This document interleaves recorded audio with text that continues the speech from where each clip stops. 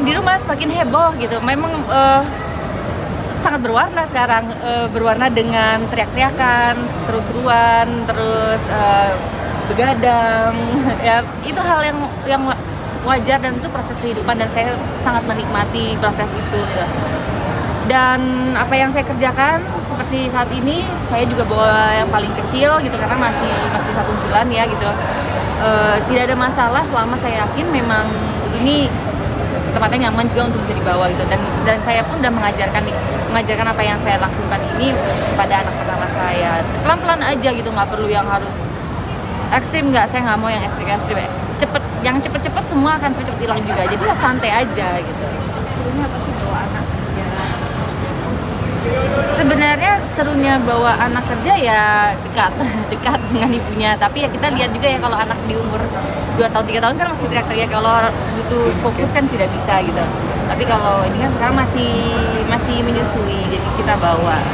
Tapi ya sebisa mungkin apa yang saya kerjakan, suami saya kerjakan, anak-anak mengerti bahwa kita berada di dunia entertain, terus saya juga fokus di lingkungan. Ini yang harus kita sadari betul bahwa itu nggak bisa lepas dari kehidupan kita. Tapi anak itu harus punya pilihannya masing-masing.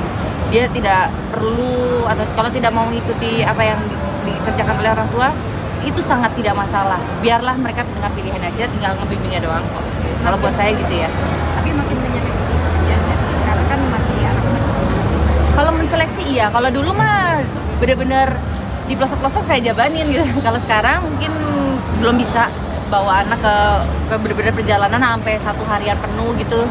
Itu mungkin belum bisa ya gitu, kayak ke Derawan gitu kan, itu kan cukup jauh gitu. Itu bisa 1 harian penuh gitu, itu mungkin belum bisa gitu. Tapi yang mungkin jalan darat mungkin bisa 1 jam, 2 jam, 3 jam gitu, kayak ke Jogja itu 6 jam nih kayaknya udah bisa gitu. Tapi karena ada si baby nggak belum bisa. Pasti akan terseleksi, tapi nanti akan terbuka lagi untuk waktu yang tepat lah, pastilah. Tapi ngurusin anak nih bagi waktu sama suami gimana sih ngurusin? Karena kan ada 2 nih, bagi tugasnya gimana gitu? Bagi tugasnya, yang gede itu sama Dimas, biasanya tidur sama Dimas, yang kecil sama aku, tapi kita kamarnya sebelahan gitu. Terus baginya juga mandi ganti-gantian, siapa yang lagi megang si baby, si kecil gitu. Terus Dimas sih cukup ambil andil ya gitu, kayak kalau saya lagi nggak bisa pegang, kita ada asisten rumah tangga juga gitu.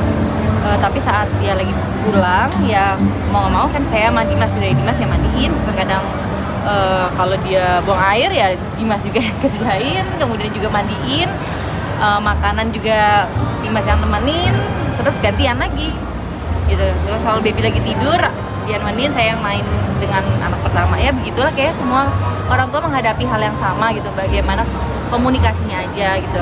Dan yang paling penting kan ibu pasti akan kurang tidur gitu, bapaknya juga pasti kurang tidur karena kan mungkin anaknya malam tidur belum bisa kayak kita gitu ya, deep sleep terus. Nah jadi ya bagaimana cara menahan emosi supaya tidak meludak aja karena kurangnya tidur itu. Sempat ngalamin baby blues nggak sih? Aku nggak tahu ya baby blues itu gimana, maksudnya kayak seperti apa gitu loh. Tapi karena ya merasa sendiri ya, itu kayak merasa sendiri, merasa jauh. Nah amin, saya punya support system yang sangat baik ya dari keluarga saya dan keluarga Dimas. Mereka selalu ada, Dimas pun juga selalu ada, jadi saya merasa tidak sendiri. Terus kalau saya butuh bantuan, saya minta tolong ke mereka. Tipe suaminya kan banget juga sama anaknya, jadi bisa langsung support psikologisnya. Dimas turun langsung karena dia tidak mau kehilangan momen ini ya, karena memang sekarang aja anak yang pertama udah mau 2 tahun. 1 tahun, 2 tahun kemana gitu, cepet sekali gitu. Jadi dia sebenarnya tidak mau kehilangan momen gitu, momen untuk ya perkembangan anak ini gitu. Full ASI Pak? Amin, full ASI, mudah-mudahan ya. Tapi itu mungkin karena dia ini salah satu artis yang mungkin dari hamil sampai melahirkan badan tetap stabil, itu sebenarnya menjaga makannya, maksudnya itu mungkin menjaga makan dengan pola sehat pas hamil sampai melahirkan, atau seperti apa sih Kak Nadine?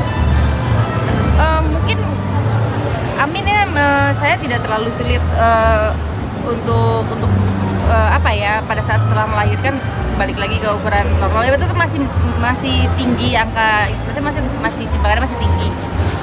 Tapi saya lebih fokus ke nutrisinya itu bener sih, makan sehatnya. Makan sehat bukan berarti yang harus beli yang selalu yang ya apa ya yang itu pengeluaran akan tinggi sih kalau saya selalu beli gitu. Jadi sebisa mungkin saya bikin di rumah gitu. Saya minta Mbak juga bikinin di rumah gitu.